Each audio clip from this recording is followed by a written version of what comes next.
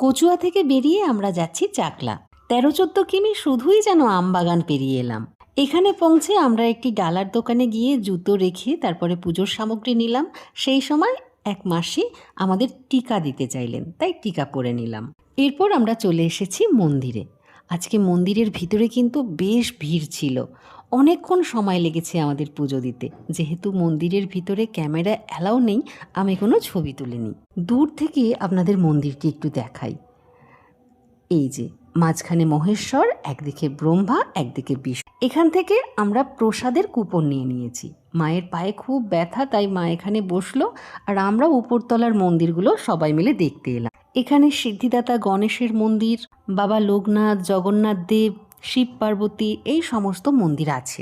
মন্দির দর্শনের পর আমরা সবাই মিলে একটু ছবি তুলে নিলাম। তারপরে গেলাম নিচে। যাগযজ্ঞের বেদিটি দেখুন কত বড়। আমাদের ডালার দোকানটি মন্দির থেকে বেশ অনেকটা দূরে, অনেকটা রাস্তা আমাদের খালি পায়ে হেঁটে আসতে হয়েছে।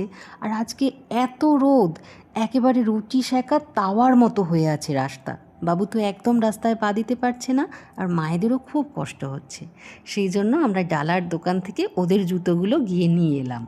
এরপর একটি দোকানে লুচি, ঘুগনি এসব টিফিন করে আমরা গেলাম কাছের মার্কেটে টুকটাক কেনাকাটা করতে।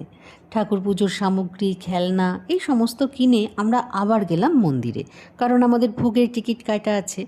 গিয়ে দেখলাম বেশ অনেক লাইন হয়ে গেছে। আমরাও দাঁড়িয়ে পড়েছি লাইনে, কুপন হাতে।